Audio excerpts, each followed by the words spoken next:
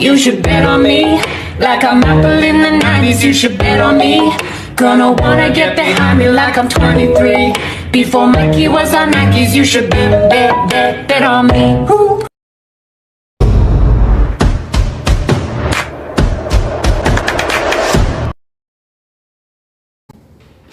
Halo Sobat Pariwisata, kembali lagi dengan kami. Perkenalkan, nama saya Faridah Dwi Lestari.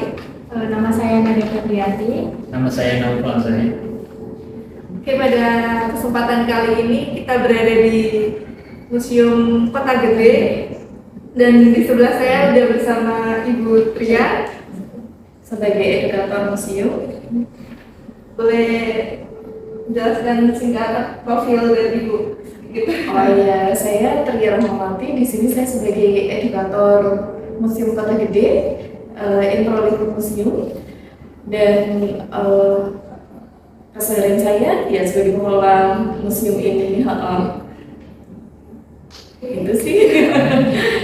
Oke, langsung aja kita akan wawancara dengan Ibu Tria.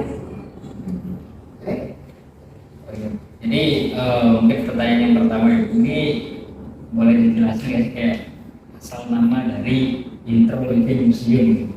Oh ya, untuk nama museum sendiri, Museum Kota Gede Intro Living Museum ya. Nah mungkin banyak yang penasaran Intro Living Museum itu apa? Intro itu artinya pengantar, kalau Living Museum itu museum kehidupan. Jadi kan Kota Gede itu kan kota tua ya, yang merupakan ibu kota Mataram Islam, jika modalnya kota Yogyakarta, dan peninggalan dari semua itu di Kota Gede sangat banyak, dan itu yang menyebabkan Kota Gede banyak memiliki living museum.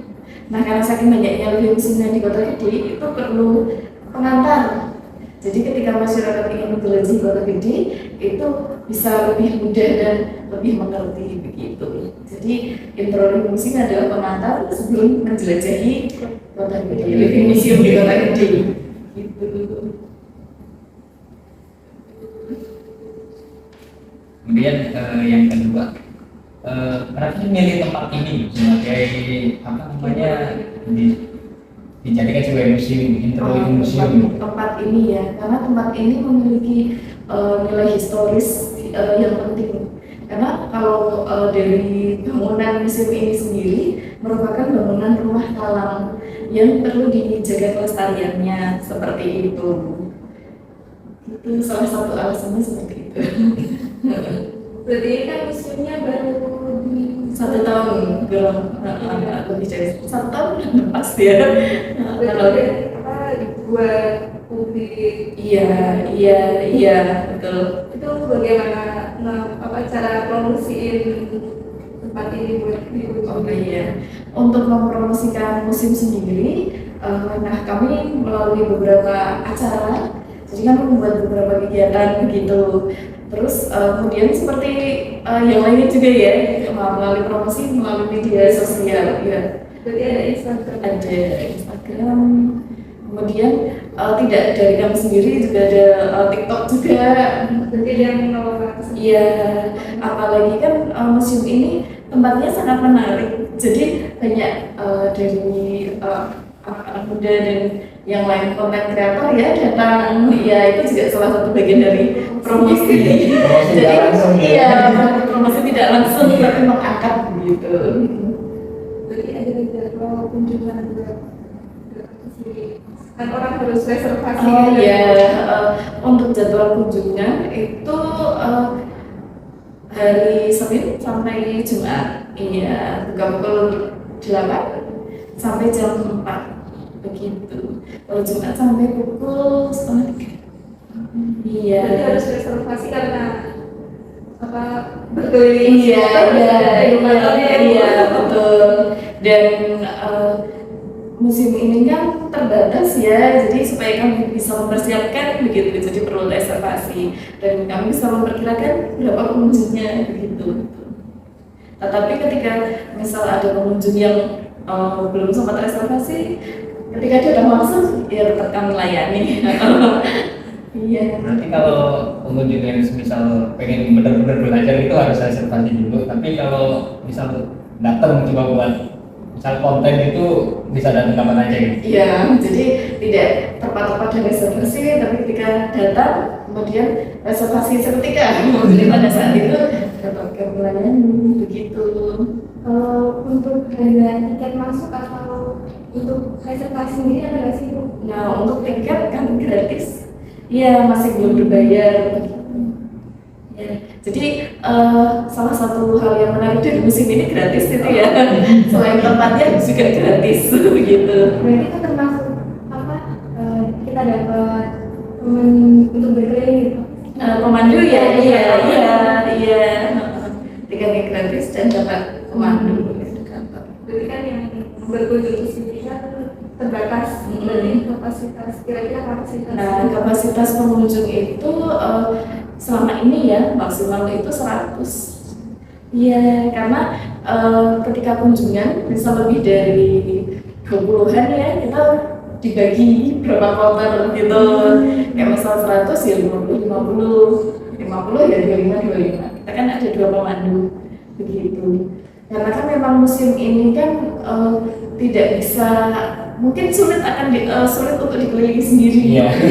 Jadi butuh ditemani begitu bingung. Dan juga nanti kalau berkeliling sendiri kurang paham tentang isi museum ini apa. Jadi sebisa mungkin ya harus dipandu gitu. Karena butuh pemandu, jadi di itu ya perlu reservasinya di situ. Tetapi juga reservasi juga berguna ketika misal ada pengunjung yang misal membawa rombongan 200, nah itu kan kami kan juga bisa konfirmasi kan. Iya. Iya, tidak bisa melayani ketika melebihi kapasitas. Begitu. Berarti sampai sekarang ada beberapa pengunjung apa Nah, karena keuntungan reservasi salah satunya itu. Jadi iya mencegah.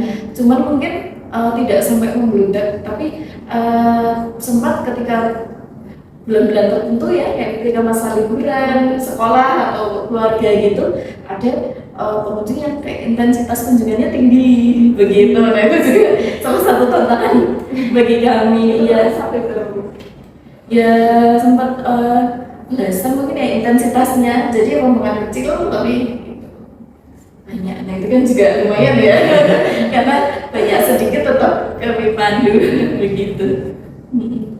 Nanti kalau ya ada misal satu rombongan kecil kan, misal keluarga nih, kan ini kan belum reservasi, tiba-tiba datang terus kan mereka kan nggak satu kelompok gitu, terus itu ada pada minta pemandu semua atau enggak gitu? Ya kan karena dipandu biasanya kalau misal datang berdekatan nanti bisa disusulkan di rombongan yang sebelumnya begitu. Itu salah satu solusinya seperti itu. Jadi yang rombongan kloter yang datang terakhir bisa digabungkan. Karena kalau tidak seperti itu sulit. Ya begitu. Berarti untuk pemandu sekarang masih Dua masih juga. ada ini nggak rencana buat nambah lagi ya? Nah itu saya kurang tahu. Jangan pimpinan. Iya. Untuk atraksinya sendiri itu apa sih yang ditawarkan dari musim Batanri ini? Musim Batanri ya, atraksi bagaimana langsung atau? Ya, yang kita bisa Oh iya. Kalau sejauh ini belum ada ya, tapi setiap pengunjung yang mengunjungi museum ya bisa melihat media-media edukasi, interaktif, interaktif. Cuman kalau untuk pertunjukan langsung kayak misal langsung praktek membuat pena atau gitu, ada itu belum. Iya belum. Kalau itu mungkin ada di ini yang misal di luar musim ini kalau membuat pena itu ada nggak? Ada. Nah itu salah satu bagian dari fungsinya musim gede ya sebagai intro. Nah di dalam setiap edukasi kami menunjukkan jadi di mana bisa menemukan pengrajin pena gitu, atau di mana kita bisa menemukan pembuat seperti tadi yang saya jelaskan roti kembang baru atau kipo kayak gitu. Jadi kami melanjutkan informasinya gitu. Jadi ketika pengunjung tertarik misal ke pengrajin pena, nah itu kami informasikan bisa ke daerah kemasan, jalan kemasan, nah itu sentra kerajinan pena. pusat daerahnya. Iya, iya, kan kami kan intro ya. Jadi ya Itu masuk salah satu ya. bagian, iya, salah satu bagian dari pekerjaan kami itu intro. Padahal ini kan barang-barang antiknya kan juga banyak. Nah itu buat kayak perawatannya itu gimana? Nah kalau museum ini karena SDM-nya yang ada di sini hanya bagian edukator. Jadi untuk perawatan kami melakukan perawatan namanya konservasi preventif. Jadi hanya pencegahan kecil. Ya seperti ketika koleksi berdebu kami membersihkan debunya atau jamurnya. Kemudian kami meletakkan ini silika gel supaya tidak lembab areanya seperti itu. Cuman kalau untuk kerusakan yang sulit, nah itu dibawa ke sama gudang konservasinya. Dibersihkan. Iya, iya dirawat, iya dirawatnya. Atau kayak manggil orang. Koleksinya dibawa ke sana, iya begitu. Karena nah itu dibawa ke Pemda sih ya. Iya, iya, iya. Karena kan antara Sunan Budaya, Museum Kota Gede, Museum Pleret itu kan sama-sama di bawah dinas kebudayaannya. Iya, jadi kayak kerjasamanya seperti itu. Ya, jadi yang perawatannya yang bersifat ringan-ringan. Kayak Iya pencegahan, iya, hanya pencegahan, bukan yang sampai penyembuhan yang hanya mencegah kerusakan. Nggak ada berdebu. Iya, atau berjamur yang mencegah. Sampai sekarang ada kendala buat pengelolaan. Nah, untuk kendala dari museum ini sendiri ya, tentunya yang pertama SDM. Nah, sumber daya karena untuk pengelola harian yang ada di sini hanya masih edukator, terus keamanan, terus petugas kebersihan seperti itu. Iya, padahal kalau untuk pengelolaan museum dibutuhkan preparator yang penyajian, pameran, lalu kurator, penelitinya, ataupun konservator yang merawat begitu. Jadi itu SDM. Terus yang kedua itu kendalanya juga dipromosi karena kan museum baru, jadi masih belum banyak yang iya masih belum diketahui luas oleh masyarakat. Nah itu juga tantangan ya bagi kami. Terus juga fasilitas. Nah kami kan juga masih terbatas ini menerima kunjungan ya, itu juga jadi salah satu PR untuk kami ketika ada rombongan lebih 100, nah kami tidak bisa melayani karena bagian salah satunya juga kendalanya fasilitas itu Masih belum iya, apalagi kan sekarang masih belum tuntas benar COVID ya. Nah itu kan juga ketika ada rombongan besar ya harus dibagi-bagi ataupun harus ada ruang tunggu. Nah ini kita masih terbatas areanya. Nah ini kan bicara soal COVID ini. Kriteria pengunjung yang bisa masuk ke sini itu harus misal vaksin atau vaksin baru gimana? Iya ada, kan sebelum berkunjungnya mengisi reservasi dulu ada pertanyaan seperti itu. Berarti ada Google Form itu? Iya betul. Iya jadi di screening dulu ya. Kesehatannya terus harus ukur suhu dan cuci tangan, scan peduli lindungi juga ada begitu. Terus buat keamanan dari barang-barangnya itu yang dilakukan dari museum itu apa? Nah untuk menjaga amanah tentunya ada petugasnya juga, terus juga ada CCTV begitu. Kalau untuk personal keamanan itu dijaga 24 jam. Ya, jadi karena memang koleksi museum harus dilindungi ya, jadi ya dijaga baik-baik, selalu diamati dari CCTV juga begitu.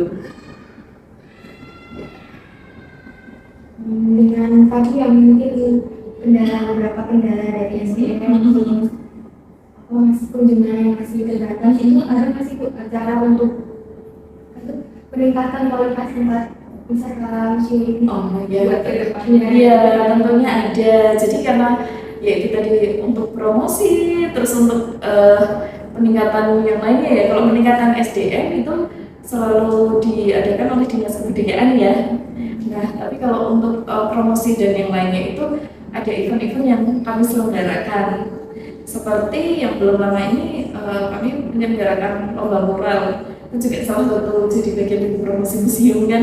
Kegiatan setiap Setiap tahun pasti ada event tapi berbeda-beda ya, tidak mesti sama begitu.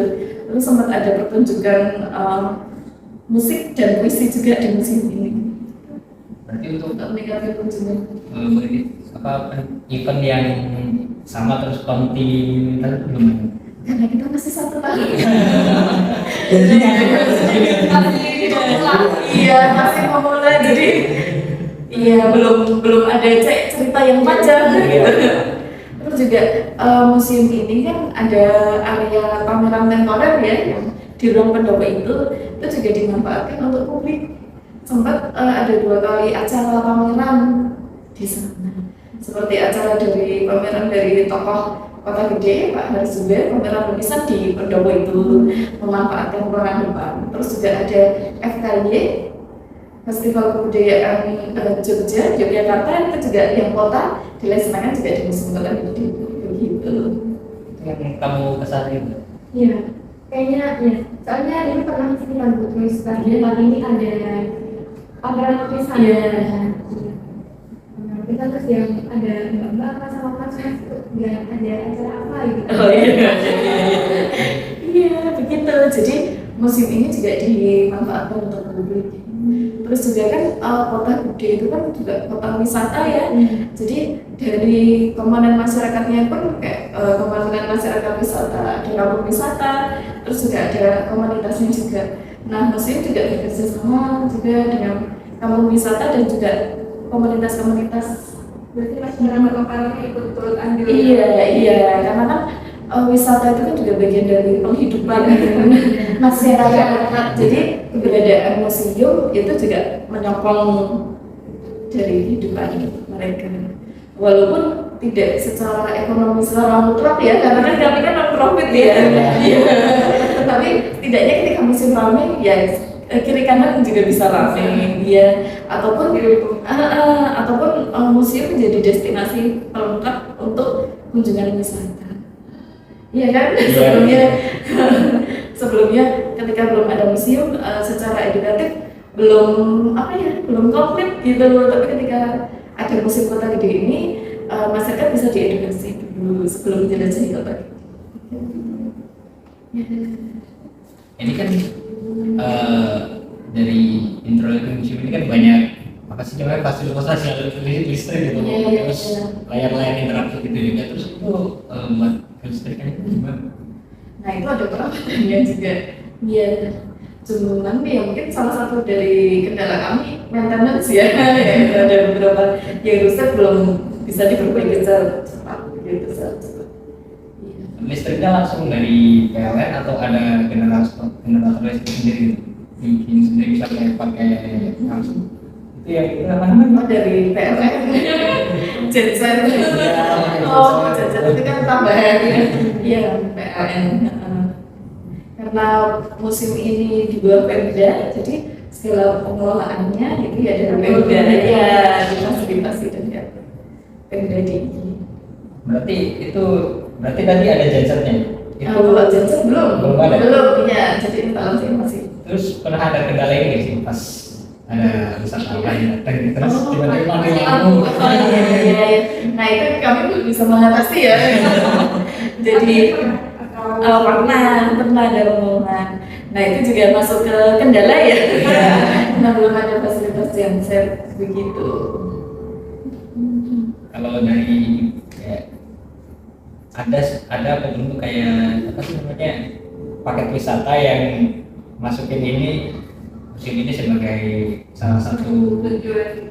Nah itu biasanya dari kampung wisata sih ya, dari kampung wisata Trenggalek misalnya ya. Nah itu ada acara, nah, biasanya salah satu destinasinya dimasukkan museum begitu, terutama kan untuk mengawali tur ya, mengawali kegiatan.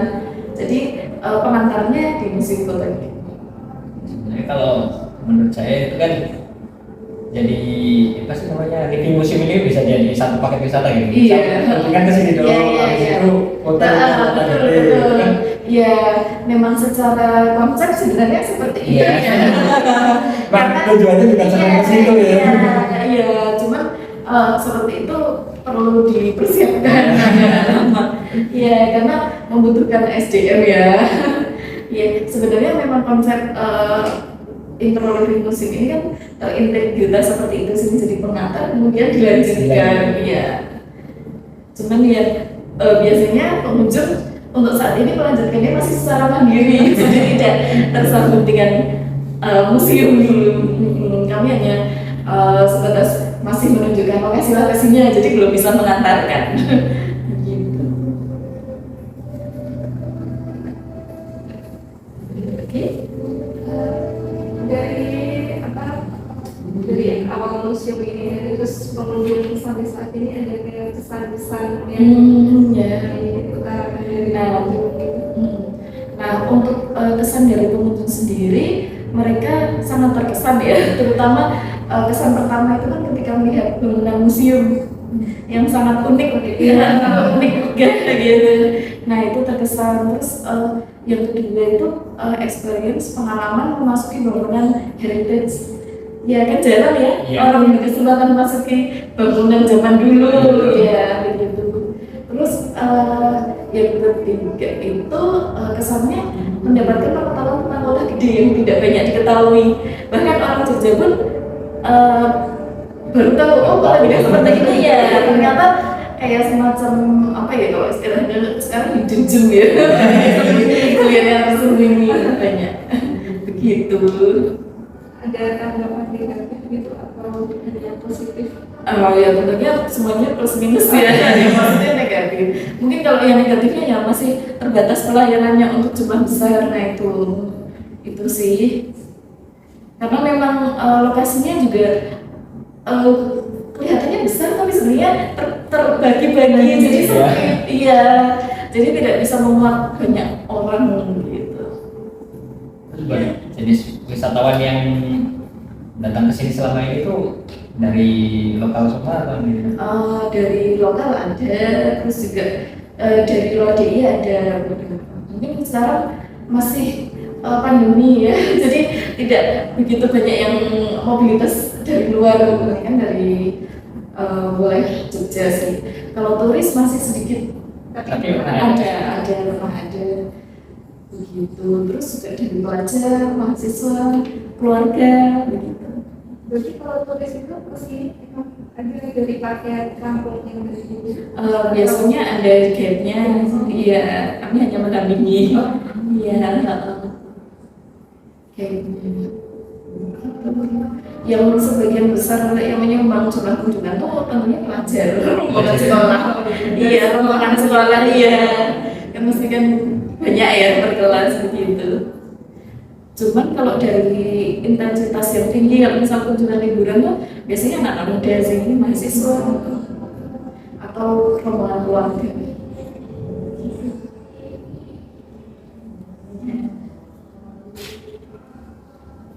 Terus usaha untuk meningkatkan dari kualitas di museum itu tuh apa? Ya tentunya yang saat ini kami lakukan ya, jadi menambah spot-spot menarik di museum seperti di Selasar sebelah kiri itu kami tambah relief, jadi kayak sudut-sudutnya semakin dipercantik, begitu diisi, iya, terus promosi begitu, dan juga mengadakan kegiatan-kegiatan yang menarik. Kalau misal dari wisatawan gitu, dari wisatawan apa sih namanya, kayak ikut ambil bagian untuk meningkatkan kualitas museum, itu ada kayak kritik saran gitu kan? Ada kritik saran. Nanti biasanya di akhir kunjungan kami minta kritik saran. Iya, kritik dan saran masukan. Begitu. Karena museum Kota Gede masih 1 tahun ya, jadi ya tentunya kami masih berbenah dan berkembang supaya lebih stabil dan bisa melayani masyarakat dengan baik. Terus juga salah satu tujuan dari museum ini sendiri kan juga menunjukkan keistimewaan Yogyakarta ya, karena kan Kota Gede itu kan cikal bakalnya dari Kota Yogyakarta, jadi masih menyimpan bagian-bagian sejarah tentang keistimewaan Jogja. Walaupun Begitu. Iya.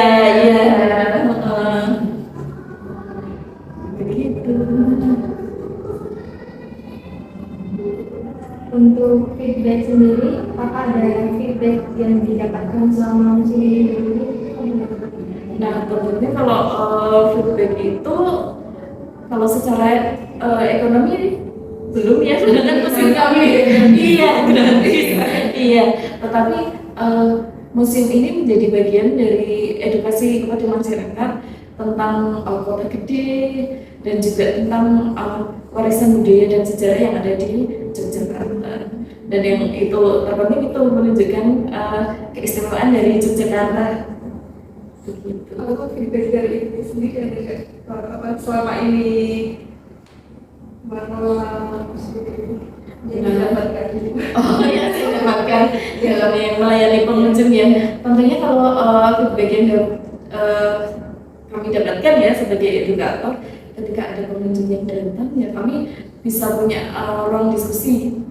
Jadi wawasan kami lebih terbuka dan banyak begitu. Karena kan kota gede itu kan banyak living museum ya, yang tidak hanya bisa dipelajari dari teks gitu, buku teks, tapi menjelajahi kota gede itu selain wisata itu juga banyak ilmu yang didapatkan. Jadi yang mengelilingi living museum tidak hanya pengunjung saja, tapi pemandu juga perlu mengulik kota gede, banyak yang berlian yang tersembunyi di kota gede. Begitu. berarti dunia udah tahu dari keseluruhannya apa masih Masih belum keseluruhan sih. Tapi kota gede itu sangat menarik sih, karena masih banyak bangunan-bangunan bersejarah, bangunan zaman dulu. Kalau mungkin sekarang kita kalau di tengah kota udah nggak bisa lihat, tapi ketika menjelajahi di kota gede itu bisa menangkan. Kalau orang-orang yang suka sejarah itu suka pasti. Dan itu masih asli gitu. Asli. Kalau misalnya di Malioboro itu kan yang pinggir-pinggir jalan itu yang toko-toko itu kan kayak depannya dibuatin apa sih seolah-olah biar kayak menyerupai bangunan dulu gitu. Oh iya, kalau di kota Kalau gede di masih masih asli, asli. iya. Karena itu kan juga bagian dari pelestarian ya, iya. Jadi dijaga pelestariannya mendekati aslinya. Jadi ketika misal rusak ya dikembalikan seperti aslinya begitu. Nah ini kan living museum ini kan luas loh, satu wilayah kota gede gitu. Kan buat perawatannya kan itu juga masuk sudah milik pribadi. Ada yang beberapa mungkin bangunan-bangunan itu milik pribadi. Itu ada dari dinas kebudayaan kayak komunikasi lah itu yang mempertahankan itu ada. Ada tentunya kan kalau pelestarian seperti itu pertama kan didata dulu kemudian masuk data, kemudian ketika misal ada masalah ya diselesaikan begitu. Misal ada kerusakan, karena itu masih bagian dari bangunan warisan budaya, berarti ada tim yang turun ke sana. Jadi itu iya. Jadi tidak kemudian karena milik pribadi terus kalau rusak ya sudah gitu. Apalagi kan salah satu bagian dari keistimewaan Jogja kan banyak sekali bangunan warisan budaya sejarah ya. Jadi ya memang itulah yang harus dijaga baik-baik begitu. Bisa dipahami ya? Bisa. Iya. ngobrol santai aja. Jadi yang mengelola itu tidak hanya dari dinas provinsi, bahkan dinas kota ataupun dinas kabupaten, nah itu begitu. Berarti dinas budaya ini melestarikannya bukan cuma satu bangunan ini, tapi emang seluruh Iya. Jadi memang masuk ke dalam pendataan itu terus dilestarikan. Iya, karena kan ketika bangunan warisan budaya ataupun kebudayaan itu sudah tidak ada kan sulit dicari lagi ya. Jadi memang menjaga itu sih yang penting, menjaga melestarikan. Iya, Saya kurang paham. Iya, jadi masih bisa melihat ini warisan zaman dulu Masih yang ada. masih ada.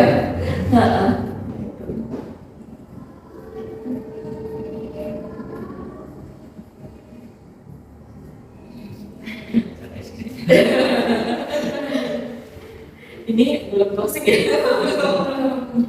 Iya. Mana yang belum? Nanti bisa diedit kan ya? Bisa. Dikat juga dipotong. Oke. Mana ada gitu lewat.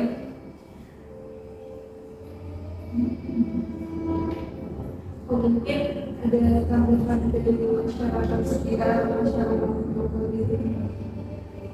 Kan ini jadi suatu destinasi buat edukasi. Mungkin ada.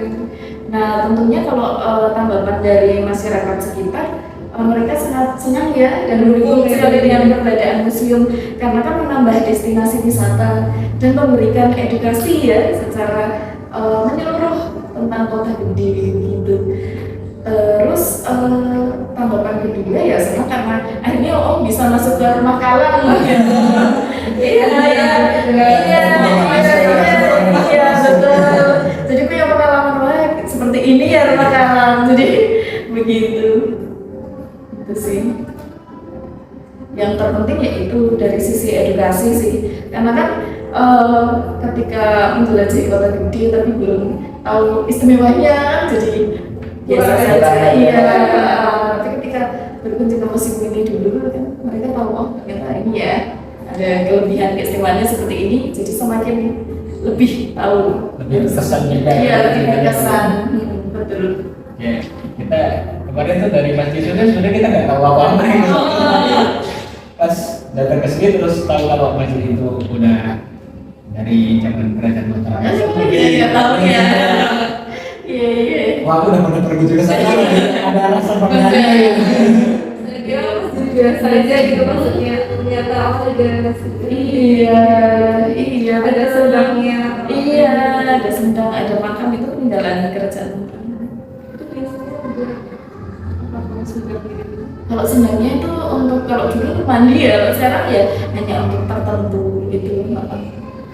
Nah, uniknya dari kota gede itu sendiri ya, kan dulu kota gede ditinggalkan jadi ibu kota, terus kemudian jalan seiringnya dengan waktu ada perjanjian Giyanti, tahu ya, dari wilayah Mataram dibagi dua, Yogyakarta dan Surakarta. Nah, karena kota gede itu adalah istilahnya tanah leluhur, jadi kota gede itu tidak dibagi. Walaupun kota gede wilayahnya berada di Yogyakarta. Ya, jadi kota gede itu yang merawat, melestarikan ada dua kerajaan. Begitu. Berarti dari keraton sampai Kasunanan itu masih. Iya, keraton dan Kasunanan. Kayak masjid itu dulu abdi dalamnya ada dua. Abdi dalam dari Jogja dan Surakarta, Solo begitu. Dan saat perang Jawa, kota gede tidak diusik karena dulu iya begitu. Berarti dari kota Gede sendiri tuh masih ada nilai-nilai zaman dulu yang dipertahankan gitu. Iya. Nilai sakralnya gitu. Iya. Terjaganya gitu. Kalau orang Jawa nggak ngomongin sakral tuh dulu kayak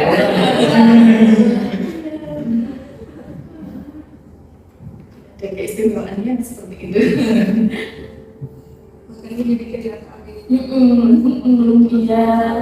Iya. Dan kota gede itu masyarakatnya itu sangat melestarikan warisan dari ini ya orang tua, nenek mereka. Iya. Jadi ketika misal ada bangunan rumah ya, itu warisan dari mbah buyutnya yang usia 200 tahun, nah itu masih ada sebisa mungkin ya. Walaupun ya ada beberapa yang tidak, tapi ketika diwariskan, dijaga dan dilestarikan. Nah, biasanya kalau misal orang yang di luar itu ya memanfaatkan bangunan bersejarah atau heritage-nya untuk kepentingan bisnis, ya seperti kafe ataupun resto atau apa kan lebih menarik ya bangunan. Iya. Berarti ini akan tadi ini bilang dibangun kafe. Berarti itu masih proses. Iya, masih proses. Museum sekaligus ada kafe gitu ya. Lebih ke kayak kalau wisatawan asal gini tuh modern. Iya, pengembangan museumnya ke situ. Dan juga kan ada menyediakan tempat-tempat publik ya, jadi museum bisa lebih terbuka untuk masyarakat dan bermanfaat. Semua kalangan bisa. Iya, betul. Yang tadinya hanya nggak semua orang bisa jadi bisa masuk ke museum ini. Sebenarnya pengembangan awal dari museum ini itu emang gitu juga buat tempat wisata atau bukan sih? Lebih ke tempat edukasi ya. Iya. Dan karena tidak bisa dilepaskan dari wisata ya, jadi betul Secara tidak langsung ya.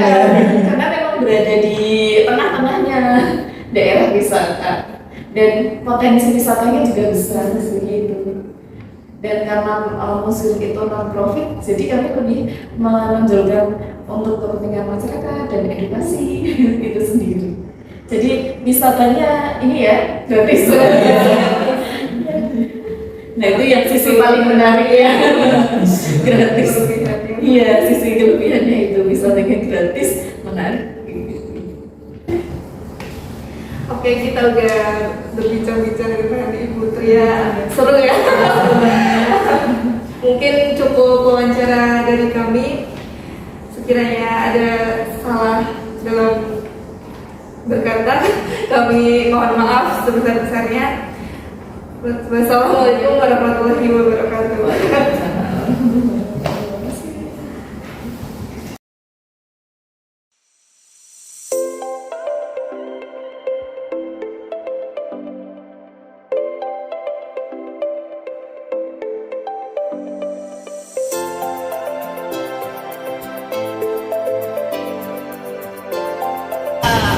Bergelimang atau belajar di dalamnya seolah-olah kita banyak mendapat banyak ilmu seperti kita saat mengunjungi museum gitu. Jadi kalau dari museum kan ya, kalau lebih museum itu museum tanpa tembok, terus museum yang ada di tengah masyarakat yang istilahnya mungkin kayak informalnya ya.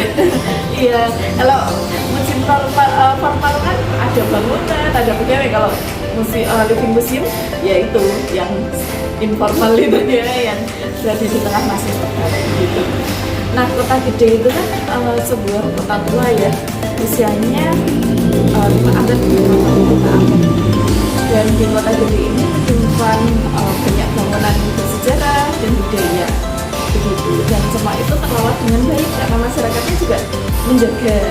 Nah, karena banyak bangunan yang seperti itu, terus juga ada budaya yang benda maupun tak benda gitu. Nah, itu yang membuat ketika kita menjelajahi di Kota Gede itu banyak menemukan living museum gitu. Nah, biar lebih jelasnya, nah di peta ini ada ikon-ikon dari living museum yang ada di Kota Gede. Seperti yang ini Watu Gilang, Watu Gateng.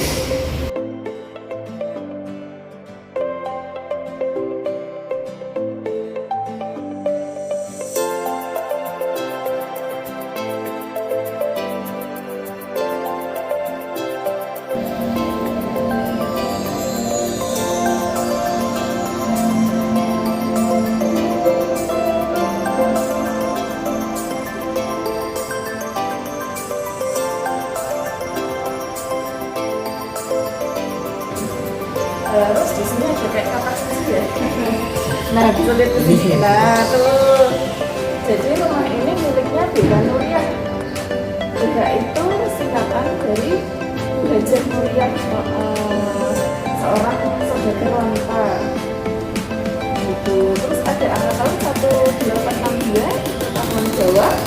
Terus 1931 itu tahun Masehi. Nah, jadi ada penanda dibangunnya rumah